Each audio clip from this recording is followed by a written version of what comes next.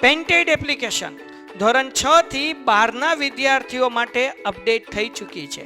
આ એપ્લિકેશનમાં શું છે? બધા જ વિષયના વિડીયોઝ છે. ગુજરાતની બેસ્ટ ફેકલ્ટી દ્વારા લાઈવ લેક્ચર્સ છે. આઈએમપી પ્રશ્ન છે, ટેસ્ટ સિરીઝ છે અને ગુજરાતના તમામ વિદ્યાર્થીઓ સાથે તમે તમારી કમ્પેરિઝન કરી શકો છો.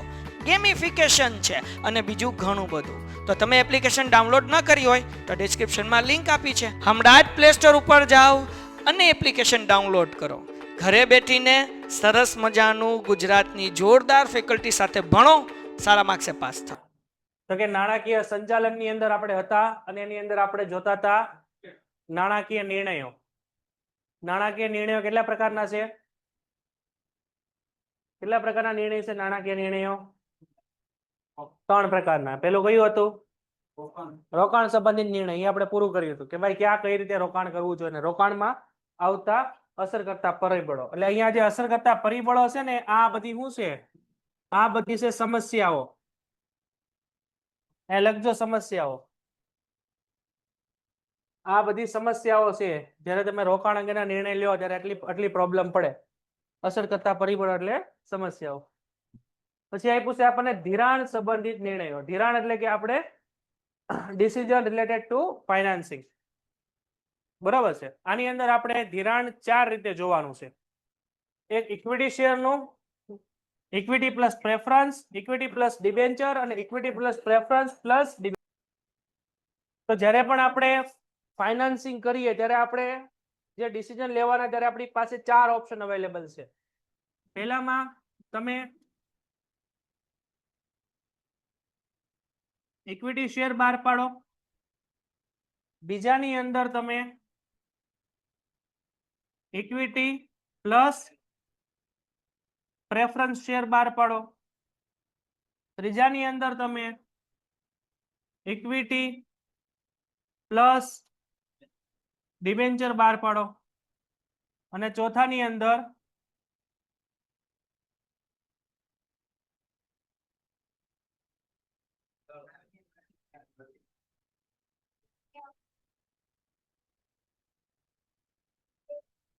Equity plus preference plus debenture બહાર પાડો. તો આ 4 માંથી કોઈ એક ડિસિઝન તમારે લેવાનું છે અને આનો પણ આધાર કેવો હશે? કંપનીની સિચ્યુએશન ઉપર.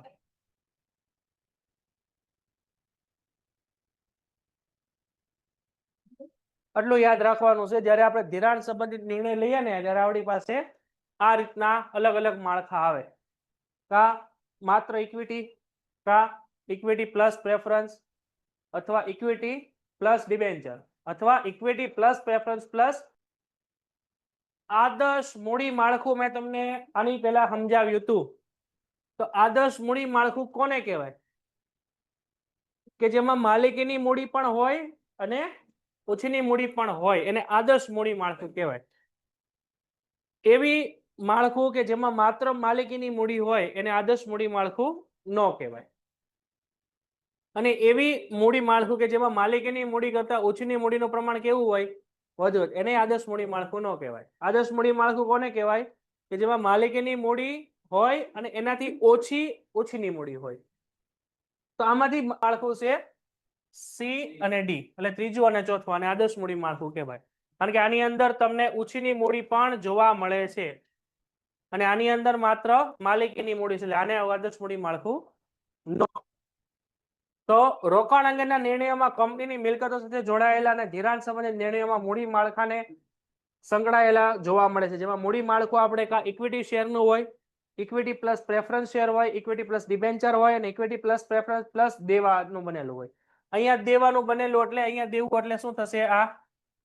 આ થશે આપણું ડિબેન્ચર. એટલે અહીંયા ડિબેન્ચર લખી નાખ્યું. એટલે કે preference, equity preference plus debenture નું બનેલું હોય. મૂડી માળખું એ માલિકીની મૂડી અને ઓછીની મૂડીનું મિશ્રણ છે. તમામ માલિકીની મૂડી કઈ છે? ઇક્વિટી, અને ઓછીની છે આપણું ડિબેન્ચર. તો નાણાકીય સંચાલનને મૂડી માળખામાં ઇક્વિટી શેર પ્લસ દેવાનું પ્રમાણ કેટલું રાખવું તે અંગેનો નિર્ણય લેવાનો હોય. તો કેટલું રાખવાનું હોય? ઓછીની મૂડી હંમેશા કેવી રાખવાની હોય? ઓછી રખાય, નકર કંપની ડૂબી જાય. તો મૂડી માળખામાં ઇક્વિટી અને દેવા વચ્ચેની સમતુલા જરૂરી છે. સમતુલા એટલે કે ઇક્વિટી માલિકીની મૂડી વધુ હોવી જોઈએ, ઓછીની મૂડી ઓછી હોવી જોઈએ, એને સમતુલા કહેવાય. ઇક્વિટી ઓછીની મૂડી વધુ હોય, માલિકીની ઓછી હોય તો કંપની ડૂબી જાય. એટલે સમતુલા રાખવી જરૂરી છે. ઇક્વિટી મૂડી અને દેવાનું યોગ્ય પ્રમાણ ધરાવતા મૂડી માળખાને ઇષ્ટતમ મૂડી માળખું કહેવાય છે. ઇષ્ટતમના બાજુમાં લખો આદર્શ. તો જેમાં ઇક્વિટી મૂડી અને દેવાનું પ્રમાણ સરખું હોય, એટલે ટૂંકમાં ઇક્વિટી મૂડી અને દેવાનું યોગ્ય પ્રમાણ હોય ને ઇષ્ટતમ મૂડી માળખું. ઇષ્ટતમ એટલે આ લખજો આદર્શ.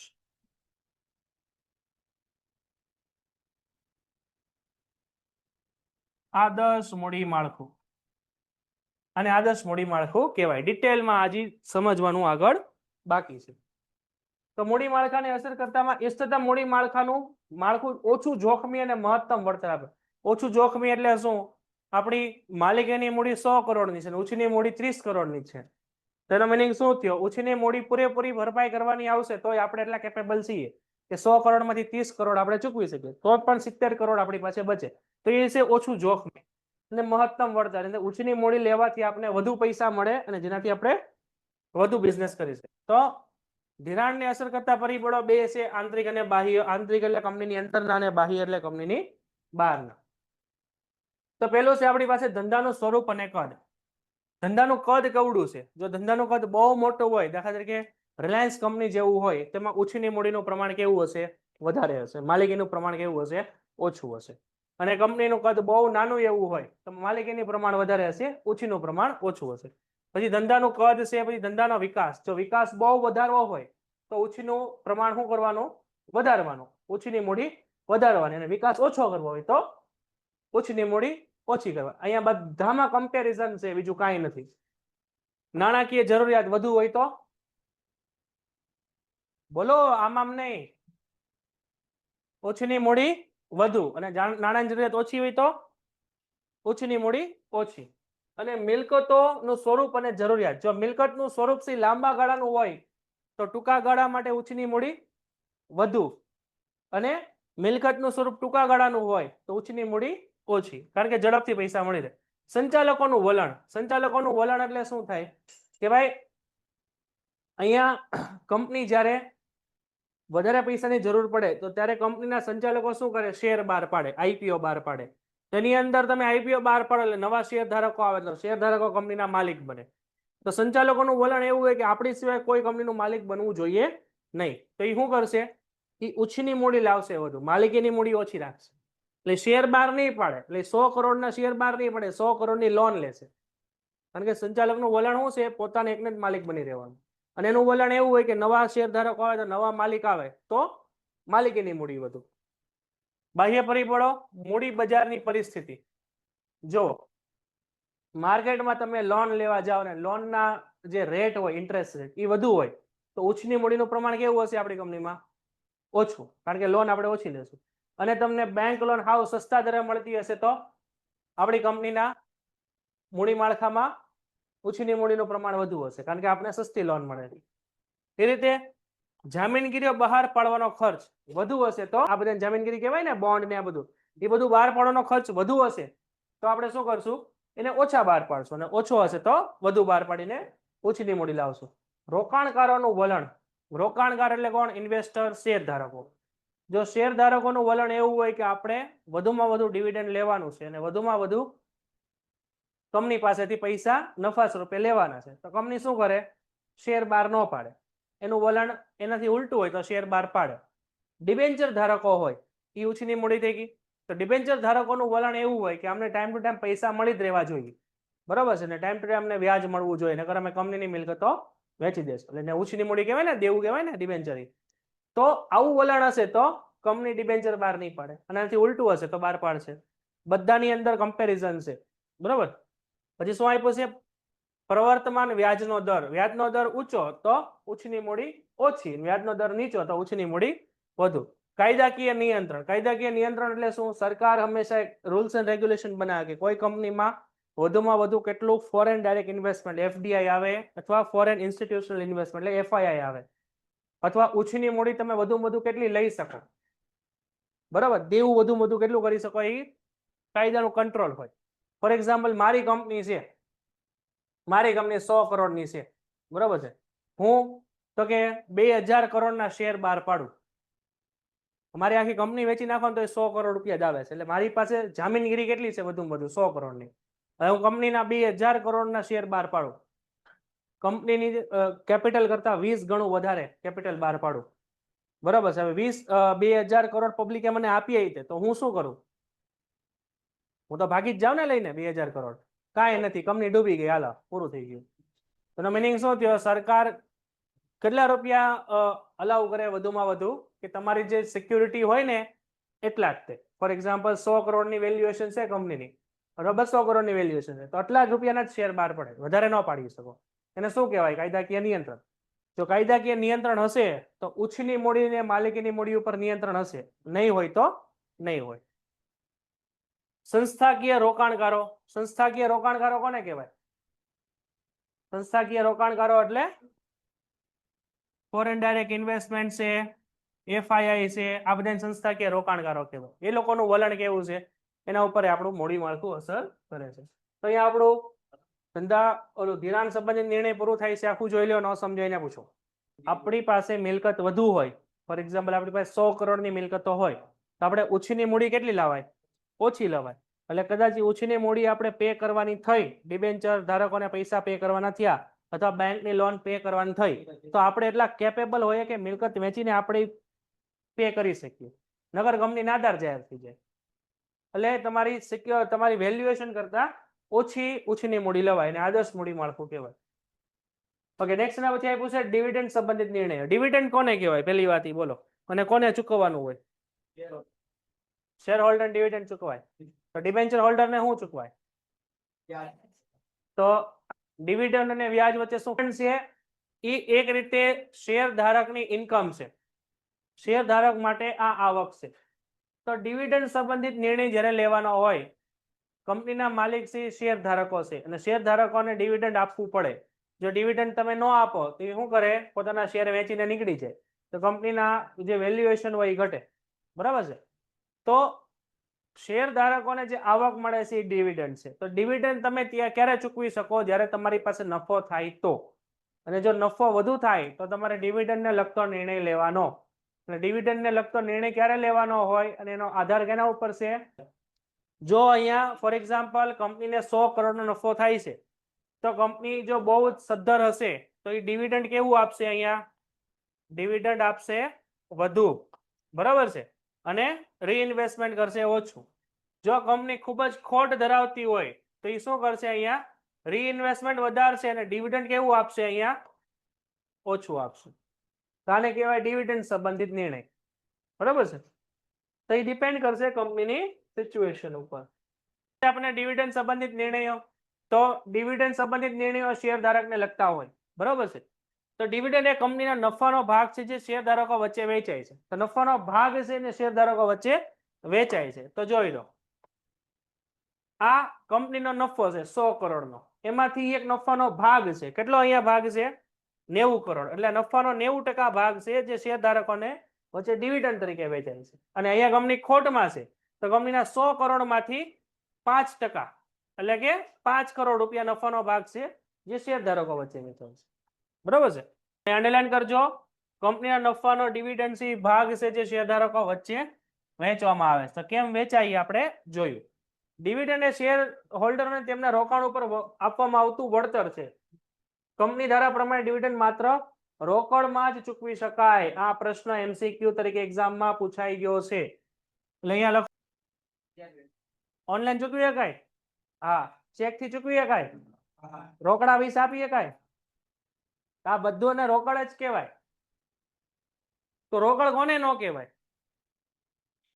ફોર એક્ઝામ્પલ, મેં કંપનીમાં પૈસા રોક્યા છે, શેર ખરીદ્યા છે. હવે એ કંપનીએ મને 10,000 રૂપિયા ડિવિડન્ડ આપવાનું છે. કંપનીએ મને 10,000 રૂપિયા ડિવિડન્ડ આપવાનું છે. તો કંપની 10,000 રૂપિયા મારા ખાતામાં નાખી દેશે, તો એને રોકડથી આપ્યું કહેવાય. એમ નહીં કે બેંકે આવીને રોકડા કેશ ગણી જાઓ, એમ રોકડ નહીં, એમ રોકડ જ કહેવાય. તમારા એકાઉન્ટમાં આવે કે ચેક થી આવે પણ રોકડ કહેવાય. પરંતુ રોકડ કોને ન કહેવાય? તો કંપનીએ મને આપવાનું છે 10,000 રૂપિયા ડિવિડન્ડ. તો કંપની મને ઓફર આપે, એક કામ કરો ને 10,000 રૂપિયા તમારા ખાતામાં નહીં આપી, અમે તમને 10,000 ના શેર આપશું. તો એમ હાલે નહીં. તો શેરની ભરપાઈ થયેલી મૂડી ઉપર ડિવિડન્ડ ચૂકવાય છે. સંચાલકીય નાણાકીય સંચાલકે નક્કી કરેલું હોય તે પ્રમાણે નફાનો કેટલોક ભાગ ડિવિડન્ડ તરીકે વેચવો અને કેટલો ભાગ ધંધામાં રોકવો. તો ધંધામાં રાખી મૂકવાની કમાણી માટેના નાણાં પ્રાપ્તિનું મહત્તમ આંતરિક પ્રાપ્તિ સ્થાન છે. આ વસ્તુ આપણે કાલે જોઈ. સંચાલકોએ નક્કી કરવાનું છે. કોણે? શું કરવાનું છે? તો પેલું નફાનો કેટલોક ભાગ ડિવિડન્ડ તરીકે વેચવો અને બીજું નફાનો કેટલોક ભાગ ધંધામાં રાખવો. નફાનો કેટલોક ભાગ ડિવિડન્ડ તરીકે આપવાનો, કેટલો ભાગ શું કરવાનો છે? નફામાં રાખવો. તો એક સંચાલકે નક્કી કરવાનું છે. હવે આમાં નક્કી કરો તો હાલો તો જો આપણી કંપની બહુ સદ્ધર છે તો નક્કી કરો 100 કરોડ નું શું કરવાનું છે? કેટલોક ભાગ ડિવિડન્ડ તરીકે આપવાનો અને કેટલોક ભાગ ધંધામાં રાખવાનો. એવું છે ને શબ્દ રાખ્યું ને રી-ઇન્વેસ્ટમેન્ટ. હવે જો આપણી કંપની ખોટમાં હોય તો આપણે શું ડિસિઝન લેવાનું? ઓછો ભાગ ડિવિડન્ડ તરીકે આપવાનો અને વધુ ભાગ ધંધામાં રાખવાનો. તો આવું કોણે ડિસિઝન લેવાનું છે? કંપનીના સંચાલકો. શેના આધારે? કંપનીની સિચ્યુએશનને આધારે. તો આવું સંચાલકોએ નક્કી કરવાનું છે કંપનીની સિચ્યુએશનને આધારે. તો ડિવિડન્ડની ચૂકવણી કંપનીના શેરના બજાર મૂલ્યને અસર કરે છે. નફાનો મોટો ભાગ ડિવિડન્ડ તરીકે વેચવામાં આવે તો કંપની નફાનું પુનઃરોકાણ ઘટે છે. અહીંયા અંડરલાઈન કરો. નફાનો કેટલોક ભાગ ડિવિડન્ડ તરીકે વેચવામાં આવે મોટો ભાગ તો પુનઃરોકાણ ઘટે છે. બીજી બાજુ નફાનું રીઇન્વેસ્ટમેન્ટ ઘટે અને રીઇન્વેસ્ટમેન્ટ વધારો તો ડિવિડન્ડ ઘટે. નફાનો મોટો ભાગ ડિવિડન્ડ તરીકે આપી દો તો પુનઃરોકાણ એટલે કે રીઇન્વેસ્ટમેન્ટ ઘટે અને નફાનો મોટો ભાગ રીઇન્વેસ્ટમેન્ટ કરો તો ડિવિડન્ડની રકમ ઘટે. અહીંનું ઈ થયું ને. નફાનો મોટો ભાગ છે તમે ડિવિડન્ડ તરીકે આપો તો રીઇન્વેસ્ટમેન્ટની રકમ ઘટી ગઈ ને, 10 કરોડ જ થઈ ગઈ. અને નફાનો મોટો ભાગ તમે રીઇન્વેસ્ટમેન્ટ કરો તો ડિવિડન્ડની રકમ ઘટી ગઈ. આ સમજાણું? બસ આટલું સમજવાનું છે. ઘણા બધા છે. બરાબર. પેલું પરિબળ કયું છે? ચાલુ નાણાકીય વર્ષ દરમિયાન કંપનીનો વેચણી પાત્ર નફો. જો કંપનીનો વેચણી પાત્ર નફો વધુ હશે તો ડિવિડન્ડ વધારે, ઓછો હશે તો ઓછું. ભવિષ્યમાં કમાણીનો અંદાજ વધુ હશે તો ડિવિડન્ડ વધુ અને ભવિષ્યમાં કમાણીનો અંદાજ ઓછો હશે તો ડિવિડન્ડ ઓછું. એટલે મીનિંગ શું? કે મારી કંપની છે, મને ખબર છે કે આવતા વર્ષે મારી કંપનીને 500 કરોડ નફો થવાનો છે. એના 2-3 વર્ષ પછી 2000 કરોડ નફો થવાનો છે. તો અત્યારે 100 કરોડનો નફો થયો છે એનું શું કરાય? ડિવિડન્ડ તરીકે વેચી દેવાય. ભવિષ્યમાં પૈસા આવવાના છે. ભવિષ્યમાં ન આવે તો ડિવિડન્ડ તરીકે ન વેચાય, રીઇન્વેસ્ટમેન્ટ કરે. પાછલા વર્ષ દરમિયાન કંપનીએ ચૂકવેલ ડિવિડન્ડનો દર. જો આ ખાસ સમજવાનું. પાછલા 2-5 વર્ષથી આપણે કંપનીમાં ડિવિડન્ડનો દર સારો એવો ચૂકવ્યો છે. ફોર એક્ઝામ્પલ અહીંયા આપણે 2001, 2, 3, 4 અને 5 આ 5 વર્ષનો આપણે ડેટા જોઈએ તો 2001માં તમે ડિવિડન્ડ ચૂકવ્યું હતું 5%, 2002માં તમે ડિવિડન્ડ ચૂકવ્યું હતું 5%, 2003માં ડિવિડન્ડ ચૂકવ્યું છે 7%, પછી અહીંયા ચૂકવ્યું છે 9% અને અહીંયા ચૂકવ્યું છે 11%. તો તમે છેલ્લા 5 વર્ષનો ડેટા જોવો તો તમે કોન્સ્ટન્ટલી ડિવિડન્ડ તમે વધારે ચૂકવતા જાવ છો. તો એનાથી શેર ધારકો છે કંપનીમાં વધારે ઇન્વેસ્ટમેન્ટ કરશે. બરાબર ને? હવે 2006 ની અંદર કંપનીને ખોટ આવી. બરાબર છે? કંપની લોસમાં છે 2006માં. તોય કંપની ઉછીના પૈસા લાવીને ડિવિડન્ડ ચૂકવશે 11%. કારણ કે છેલ્લા 5 વર્ષમાં ડિવિડન્ડ વધુ ચૂકવ્યું. તો અહીંયા ખોટ જાય તો તમારે ડિવિડન્ડ ચૂકવવું પડે. કારણ કે છેલ્લા વર્ષોમાં ડિવિડન્ડનો દર કેવો છે? કોન્સ્ટન્ટલી વધે છે. ખોટ હોવા છતાંય પણ અહીંયા ડિવિડન્ડ તમારે વધુ ચૂકવવાનું હોય. બરોબર છે? આવું શું લેવા કરવું જોઈએ? શેર ધારકો ટકી રહે. જો અહીંયા તમે 11% ની બદલે અહીંયા તમે 2% ચૂકવો તો શેર ધારકો શું સમજે? કંપની હવે જાય છે ખોટમાં, શેર વેચી નાખો. નકર એવું થાય. ધંધામાં પુનઃરોકાણની જરૂરિયાત વધુ હોય તો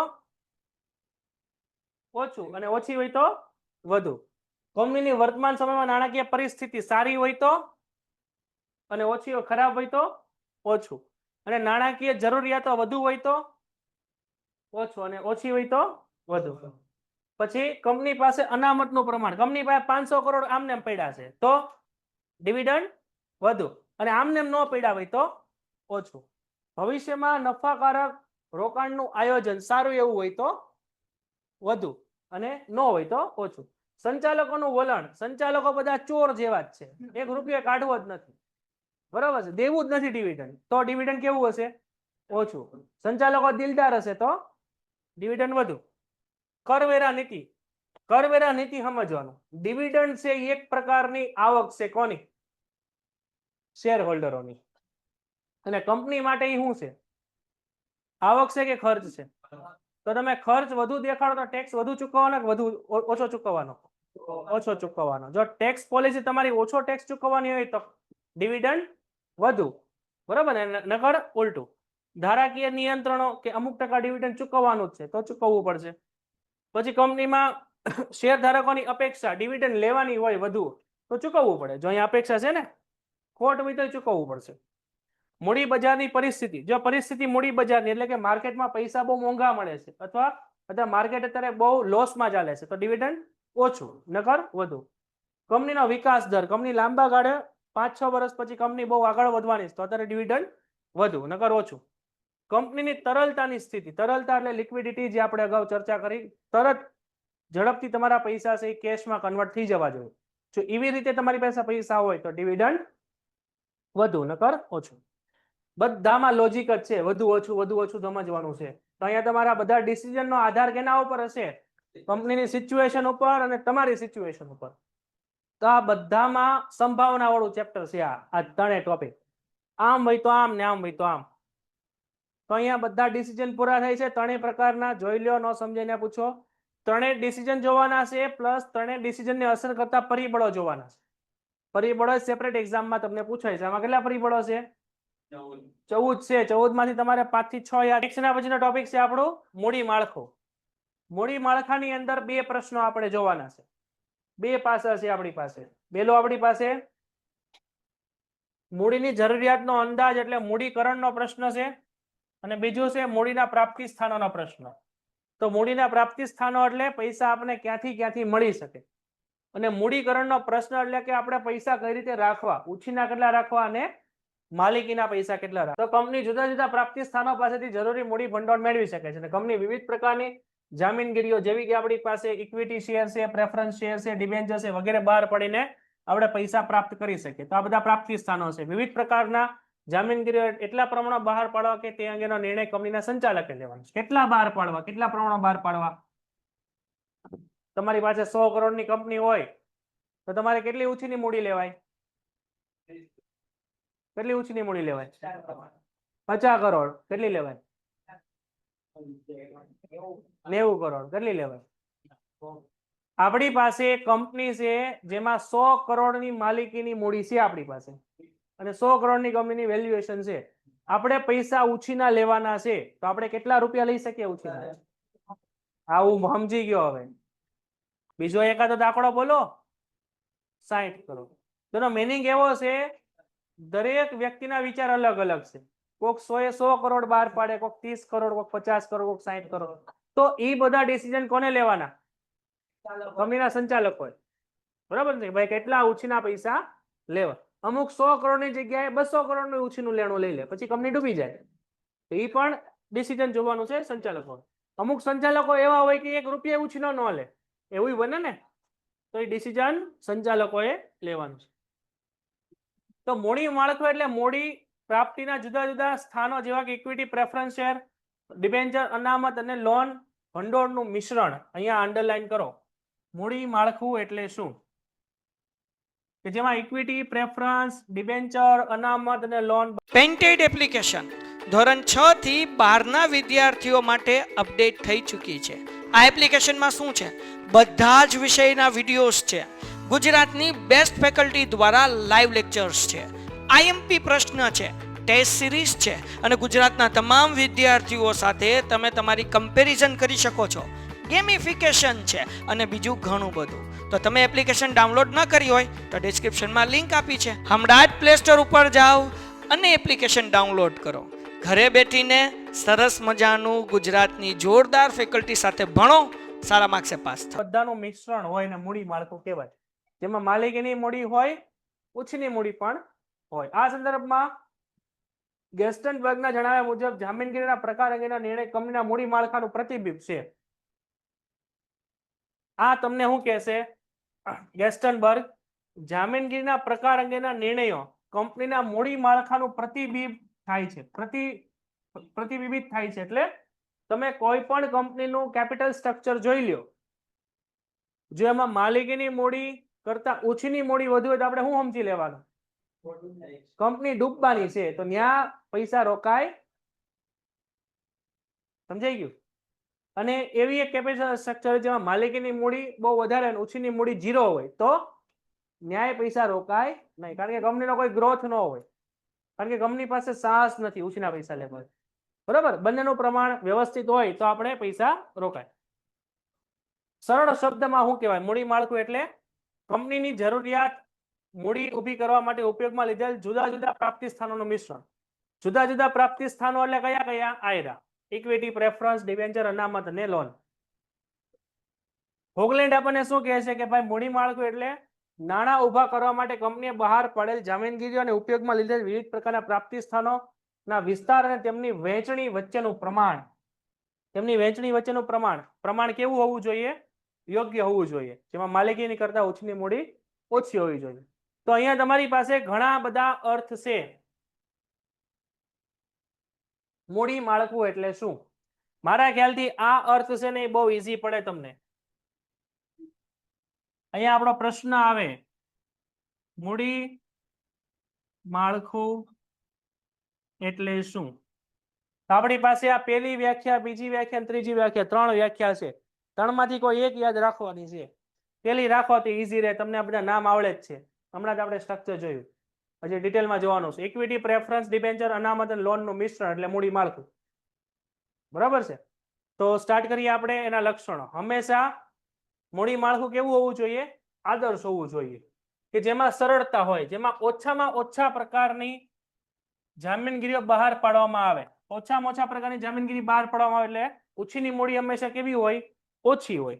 તો એ મૂડી માળખું કેવું છે? સરળ.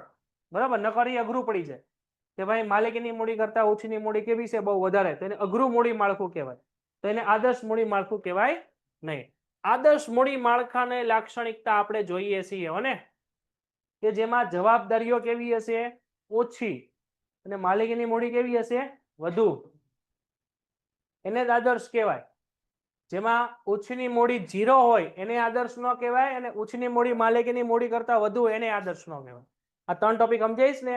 જો ફરીથી રિપીટ કરું છું, માલિકીની મૂડી હોય પરંતુ ઓછીની મૂડી ન હોય તેને આદર્શ મૂડી માળખું ન કહેવાય. માલિકીની મૂડી હોય એના કરતા ઓછી, એટલે કે અહીંયા આપ્યું છે ઓછામાં ઓછી, ઓછીની મૂડી હોય, ઓછીની મૂડી હોવી જોઈએ, એને કહેવાય આદર્શ મૂડી માળખું. માલિકીની મૂડી હોય તેના કરતા વધુ અથવા ખૂબ જ વધુ ઓછીની મૂડી હોય તો એને ન કહેવાય આદર્શ મૂડી માળખું. એને આદર્શ મૂડી માળખું કહેવાય નહીં. હાલો, રેડી છે? બીજું આપ્યું છે નફાકારકતા. તો કે કંપનીનો ઇષ્ટતમ નફો રહે તે રીતનું મૂડી માળખું હોવું જોઈએ. ઇષ્ટતમ નફો રહેવો જોઈએ, એકલું આપણે પૈસા ચૂકવવાના ન આવે. મિનિંગ શું થયો? આપણી કંપની 100 કરોડ રૂપિયાની માલિકીની મૂડી હોય, ઓછીની 500 કરોડની મૂડી હોય, એ 500 કરોડ ચૂકવવાના તો ખરી ને? તો જેવો નફો થાય એવું શું કરવાનું? પૈસા ચૂકવવામાં જાય. જેવો નફો થાય પૈસા ચૂકવવામાં જાય. તમારી પાસે કાંઈ વધે ન વધે. તમે 5-10 લાખની લોન લીધેલી હોય, તમારો 12,000 પગાર હોય, તો એ પગાર ક્યાં જાય? હપ્તામાં જ જાય ને. તો એને શું કહેવાય? એને આદર્શ મૂડી માળખું કહેવાય નહીં. નફાની પર્યાપ્તતા, નફો પર્યાપ્ત થતો હોવો જોઈએ. મૂડી માળખામાં વિવિધ પ્રાપ્તિ સંયોજન એવી રીતે કરવું જોઈએ કે જેનાથી પર્યાપ્ત નફો પ્રાપ્ત થાય. પર્યાપ્ત એટલે જરૂર પૂરતો. પરિવર્તનશીલતા હોવી જોઈએ, જેથી બદલાતા સંજોગો અને જરૂરિયાત પ્રમાણે એમાં ફેરફાર કરી શકાય. એવું જડ મૂડી માળખું ન હોવું જોઈએ કે ભાઈ માત્ર માલિકીની મૂડી છે, ઓછીની મૂડી નથી, તો એને આદર્શ કહેવાય નહીં. જરૂરિયાત પ્રમાણે તમારે ઓછીની મૂડી પણ લાવવી પડે. કરકસર મૂડી માળખા વિવિધ પ્રાપ્તિ સંયોજન એવી રીતે થવું જોઈએ જેથી મૂડીની પડતર હંમેશા લઘુત્તમ થાય, એટલે તમને પૈસા ચૂકવવાના વ્યાજનો દર હંમેશા કેવો થાય? ઓછો થાય. એવું આપણે કરવાનું. ફોર એક્ઝામ્પલ, આપણી કંપની છે, એની પાસે 100 કરોડ રૂપિયાની માલિકીની મૂડી છે, એની સામે કંપનીને જરૂર છે કેટલા રૂપિયાની?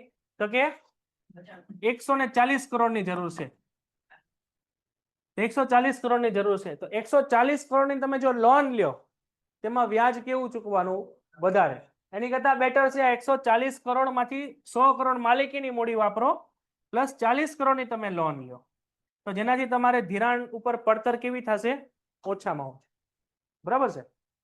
પછી સમતુલા. સમતુલા બંને વચ્ચે હોવી જોઈએ. માલિકીની મૂડી અને ઉછીની મૂડી વચ્ચે સમતુલા યોગ્ય રીતે હોવી જોઈએ. વધારે નહીં ને ઓછું પણ નહીં. અને તરલતા. જવાબદારી અને દેવાની ચુકવણી સમયસર થઈ શકે તે પ્રકારની મૂડી માળખું હોવું જોઈએ. સમયસર ચુકવણી થઈ શકે એટલે કે પૈસા આપણી પાસે ઝડપથી હાથમાં આવી શકે. અને આકર્ષક એટલે કે લોકો મૂડી માળખાને જોઈને કંપનીમાં ઇન્વેસ્ટ કરવા માટે તૈયાર થતા હોવા જોઈએ. તમારી પાસે એવી કંપનીનું સ્ટ્રક્ચર છે, કેપિટલ સ્ટ્રક્ચર, કે જેમાં માલિકીની મૂડી કરતા ઓછીની મૂડી બહુ વધારે છે, તો તમે એમાં આકર્ષણ ન રાખો કંપનીમાં ઇન્વેસ્ટમેન્ટ કરવાનું. બરાબર છે. માલિકીની મૂડી બહુ છે, ઓછીની મૂડી કાંઈ નથી, તોય તમે આકર્ષણ ન રાખો. એટલે એ કંપનીમાં ઇન્વેસ્ટમેન્ટ કરવા માટે તમે ઇન્ટરેસ્ટ ન બતાવો. તો અહીંયા પછી આકર્ષણ ક્યારે થાય? કે જેમાં ઓછીની મૂડી પણ કેવી હોય? થોડી ઘણી હોય, અને માલિકીની મૂડી પણ વધુ હોય, જેનાથી રોકાણ કરવા માટે આપણે લોકોને આકર્ષી શકીએ, રોકાણકારોને. સદ્ધરતા. કંપની સદ્ધર ક્યારે બને? ત્યારે એ પોતાનું લેણું ચૂકવવા માટે કેપેબલ હોય, તો નકર ઈ નાદાર થઈ જાય. તો કંપની સદ્ધર પણ હોવી જોઈએ. ઓછીની મૂડીનું પ્રમાણ એટલું વધુ ન રાખવું જોઈએ કે જેથી વ્યાજનો બોજ સહન ન થાય અને કંપનીને નાદાર જાહેર કરવી પડે. બરાબર છે. આવું થવું જોઈએ નહીં. તો આને આદર્શ મૂડી માળખાના લક્ષણો કહેવાય. ટોટલ 9 છે. આ મોસ્ટ આઈએમપી ક્વેશ્ચન છે તમારી એક્ઝામ માટે. આદર્શ મૂડી માળખાનો પ્રકાર. જો મૂડી માળખાનો પ્રકાર, આ કેપિટલ સ્ટ્રક્ચર છે, આ તમને 2 માર્કમાં એક્ઝામમાં પૂછાય છે. બરાબર છે. આની અંદર સિમ્પલ વસ્તુ આપણે યાદ રાખવાની છે. આની અંદર હશે ઇક્વિટી, આની અંદર હશે ઇક્વિટી પ્લસ પ્રેફરન્સ, આની અંદર હશે ઇક્વિટી પ્લસ ડિબેન્ચર, અને આની અંદર હશે equity plus preference plus debenture. તો ઇક્વિટી વાળું હોય, ઇક્વિટી પ્લસ પ્રેફરન્સ હોય, ઇક્વિટી પ્લસ ડિબેન્ચર હોય, ઇક્વિટી પ્રેફરન્સ પ્લસ ડિબેન્ચર. તો આ રીતના મૂડી માળખા કોઈ પણ હોઈ શકે. આમાંથી આદર્શ કયું છે એ કયો? સી અને ડી. એને આદર્શ મૂડી માળખું કહેવાય, કારણ કે એમાં ઓછીની મૂડી છે ભેગી. આમાં ઓછીની મૂડી નથી, આમાં માલિકીની મૂડી છે. સમજાણું કે નહીં? આમાં માત્ર શેર જ છે. જુઓ, માલિકીની મૂડી છે ને, ઓછીની મૂડી ડિબેન્ચર નથી. આદર્શ મૂડી માળખું ન કહેવાય, આને આદર્શ મૂડી માળખા કહેવાય. રેડી છે? આ યાદ રહેશે? યાદ રહે? બોલ. આ મૂડી માળખાના ચારે નામ બોલી જા. હા હા, ઓકે, વેરી. પછી મૂડી માળખાને અસર કરતા પરિબળો. જો મૂડી માળખાને અસર કરતા પરિબળો 2 છે, આંતરિક અને બાહ્ય. મૂડી માળખાને અસર કરતા પરિબળો એટલે કે આમાં માત્ર ઇક્વિટી રાખવી, ઇક્વિટી પ્લસ પ્રેફરન્સ રાખવું, ઇક્વિટી પ્લસ ડિબેન્ચર રાખવું, કે ઇક્વિટી પ્રેફરન્સ અને ડિબેન્ચર રાખવું. આગળ જે 4 ઓપ્શન હતા ને, 4 માંથી કયું સ્ટ્રક્ચર તમારી કંપની માટે હોવું જોઈએ, તો એને અસર કરતા આ 2 પરિબળો છે. તમારી કંપની એવી કઈ સિચ્યુએશન છે કે જેમાં માત્ર ઇક્વિટી જ છે? બરાબર છે. તો ઈ છે આમાં સંચાલકોનું વલણ. તો સંચાલકોને ઓછીના પૈસા જ નથી જોતા, તો ઈ ડિબેન્ચર વાળું માળખું નહીં આવે. જો સંચાલકોનું વલણ એવું હશે કે ભાઈ આપણે ઓછીના પૈસા લઈએ, તો આવશે. બધામાં શું કરવાનું છે? કમ્પેરિઝન. સમજાય છે? આગળના 4 મૂડી માળખા તમે જોયા. Equity, equity plus preference, equity plus debenture, equity preference અને ડિબેન્ચર. 4 માંથી કયું માળખું તમારી કંપનીનું હશે એને અસર કરતા 2 પરિબળો છે. અને આ બંને પરિબળોની અંદર જે મુદ્દા આપ્યા છે ને, એનો આધાર છે કે તમારું મૂડી માળખું કેવું હશે. માલિકીની પ્લસ ઓછીની વાળું હશે કે માત્ર માલિકીનું હશે, કે જેમાં ડિબેન્ચર હશે કે નહીં હોય, કે જેમાં પ્રેફરન્સ શેર હશે કે નહીં હોય. બરાબર. તેમાં પેલું આપણે જોઈએ કંપનીનો પ્રકાર. બધામાં શું કરવાનું છે? કમ્પેરિઝન. આમ હોય તો આમ હોય, ને આમ હોય તો આમ.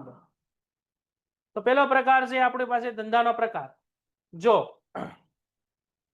ઉત્પાદન કરતા વિશાળ ઔદ્યોગિક એકમમાં કાયમી મૂડીની જરૂરિયાત રહે છે, જ્યારે વેપારી એકમના પ્રમાણમાં કાયમી મૂડીની જરૂરિયાત ઓછી રહે છે. તો અંડરલાઈન કરો, ઔદ્યોગિક એકમમાં કાયમીની મૂડીની જરૂરિયાત હોય, અને બીજું અહીં અંડરલાઈન કરો, વેપારી એકમમાં કાયમી મૂડીની જરૂરિયાત ઓછી હોય. શું લેવા? તમારી કંપની છે, ઉદ્યોગ છે, મોટી ઇન્ડસ્ટ્રી છે, તો મોટી ઇન્ડસ્ટ્રી નાખવા માટે જમીન જોવે, ફેક્ટરી જોવે, મશીનરી જોવે, તો માલિકીની મૂડી કાયમી મૂડી વધુ જોવે. તમે વેપારી છો, વસ્તુ લાવીને સીધી વસ્તુ વેચી નાખો છો, તો તમારે આવડી મોટી ફેક્ટરી નાખવાની જરૂર છે નહીં, જમીનની જરૂર છે નહીં, તો તમારી પાસે કાયમી મૂડીની જરૂરિયાત ઓછી રહે, કાર્યશીલ મૂડીની જરૂરિયાત વધુ રહે. સમજાઈ ગયું? અહીંયા તમારે ઇન્વેસ્ટમેન્ટ કરવાનું છે એટલે કાયમી મૂડી વધુ જોઈએ, અહીંયા ઇન્વેસ્ટમેન્ટ નથી કરવાનું, કાયમી મૂડી ઓછી જોવે. સેવાકીય એકમમાં સેવાના પ્રકારના આધારે કાયમી મૂડીનું રોકાણ કરવાનું. જવા દે. પછી આપ્યું છે કંપનીનું કદ. મોટા કદના એકમોની પ્રવૃત્તિઓ વિશાળ પાયા પર હોવાથી મોટા પ્રમાણમાં કાયમી મૂડીની જરૂરિયાત રહે છે. નાના કદમાં ઔદ્યોગિક એકમોને પ્રમાણમાં ઓછી કાયમી મૂડીની જરૂરિયાત પડે છે. વેપારી એકમના પ્રમાણમાં કાયમી મૂડીની જરૂરિયાત ઓછી રહે. તો અંડરલાઈન કરો, નાના કદના ઔદ્યોગિક એકમોને પ્રમાણમાં ઓછી કાયમી મૂડી, અને અહીંયા વિશાળ પાયા પર ઔદ્યોગિક એકમો વિશાળ પાયા પર હોય તો મોટા પ્રમાણમાં કાયમી મૂડી, અને વેપારી એકમના પ્રમાણમાં કાયમી મૂડીની જરૂરિયાત કેવી છે? અહીંયા ઓછી. અહીંયા વેપારી પ્રકારનું એમાં કાયમી મૂડીની જરૂરિયાત કેવી છે? ઓછી, કારણ કે ત્યાં કાર્યશીલ મૂડીનું પ્રમાણ વધુ હશે. એ તમારો બિઝનેસ કેવો હશે? જો તમારો બિઝનેસનું કદ મોટું છે તો કાયમી મૂડીની જરૂરિયાત બોલો વધુ. બિઝનેસનું કદ નાનું છે, ઉદ્યોગ નાનો છે તો ઓછું, અને વેપારી છીએ તો પણ ઓછું. પછી ધંધાની કમાણીનો અંદાજ. જો ધંધાની કમાણીનો અંદાજ સ્થિર અને અસ્થિર હોય, એનાથી કંપનીની ભવિષ્યની અંદાજની કમાણી સ્થિર અને સારા પ્રમાણમાં થાય તો ઓછીની મૂડી પર આપણે આધાર રાખી શકીએ. સ્થિર અને સારા પ્રમાણમાં થાય તો ઓછીની મૂડી લાવવાની, અને અસ્થિર હોય તો નહીં લાવવાની. મિનિંગ શું? કંપનીને દર મહિને 10 લાખ રૂપિયાનો નફો થાય છે. તમને દર મહિને 10 લાખનો નફો થાય જ છે. દર મહિને 10 લાખ તો આપણને મળે જ છે. તો હવે આપણે એવું વિચારી શકીએ કે આપણે કેવી લોન લઈએ 4-5 કરોડ રૂપિયાની, કે જેનો 5 લાખનો હપ્તો હોય. આપણે એ 5-1 કરોડની લોન લઈએ, 5-10 કરોડની, કે જેનો મહિને હપ્તો કેટલાનો હોય? 5 લાખ. તો જો તમને દર મહિને 10-10 લાખનો નફો થતો હોય તો આવું તમે સાહસ કરો કે નહીં? તો કરાય. અને નો કાયમી મૂડી આપણી ધંધાની કમાણીનો અંદાજ અસ્થિર હોય તો પૈસા કોક દી આવે, કોક દી આવતા નથી, તો લોન લેવાય? તો લોન ન લેવાય. બરાબર છે.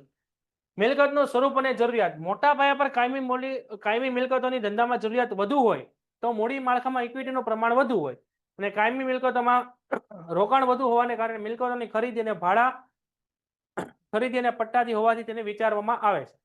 અંડરલાઈન કરો. મોટા પાયા પર હોય તો કાયમી મિલકતોમાં ધંધાનો જરૂરિયાત વધુ હોય તો ઇક્વિટીનું પ્રમાણ વધુ હોય, અને ઓછું હોય તો ઓછું હોય. સંચાલકોનું વલણ. જો કંપનીના સંચાલકો કંપની પર પોતાનો સંચાલકીય અંકુશ જાળવી રાખવા માંગતા હોય તો વધુ પ્રમાણ ઇક્વિટી બહાર પાડશે નહીં. અહીંયા સંચાલકીય અંકુશ જાળવી રાખવા માંગતા હોય તો વધુ પ્રમાણમાં ઇક્વિટી બહાર ન પાડતા. બરાબર છે. અહીંયા શું બહાર પાડે? ડિબેન્ચર પર વધુ ભાર આપે. એનો મિનિંગ શું થયો? હું કંપનીનો સંચાલક છું, હવે હું 200 કરોડના શેર બહાર પાડું, તો હવે એ શેર તમે ખરીદો તો તમે કંપનીના માલિક બનો ને.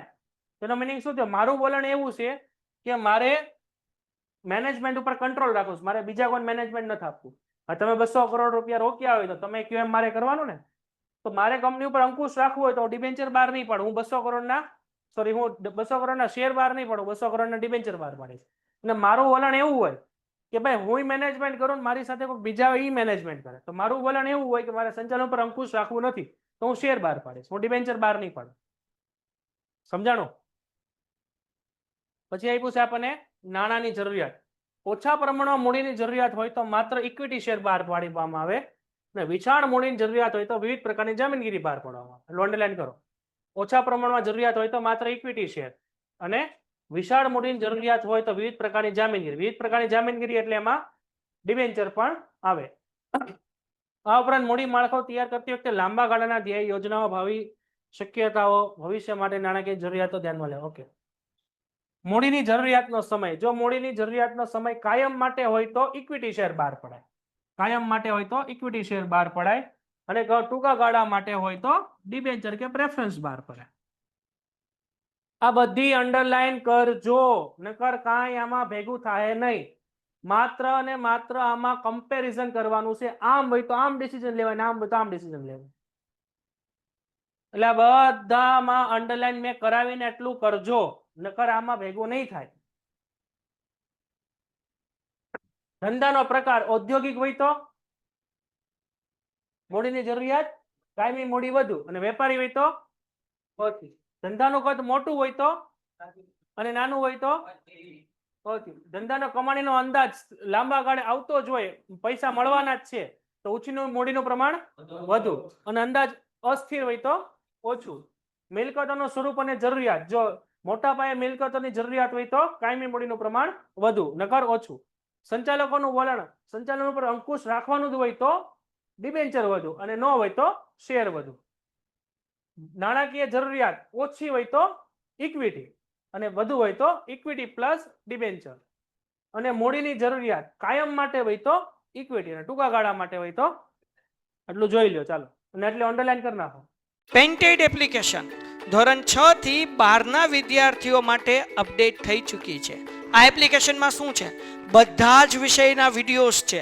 ગુજરાતની બેસ્ટ ફેકલ્ટી દ્વારા લાઈવ લેક્ચર્સ છે. આઈએમપી પ્રશ્ન છે, ટેસ્ટ સિરીઝ છે અને ગુજરાતના તમામ વિદ્યાર્થીઓ સાથે તમે તમારી કમ્પેરિઝન કરી શકો છો. ગેમિફિકેશન છે અને બીજું ઘણું બધું. તો તમે એપ્લિકેશન ડાઉનલોડ ન કરી હોય તો ડિસ્ક્રિપ્શનમાં લિંક આપી છે. હમણાં જ પ્લે સ્ટોર ઉપર જાઓ અને એપ્લિકેશન ડાઉનલોડ કરો. ઘરે બેઠીને સરસ મજાનું ગુજરાતની જોરદાર ફેકલ્ટી સાથે ભણો, સારા માર્ક્સે પાસ થાઓ.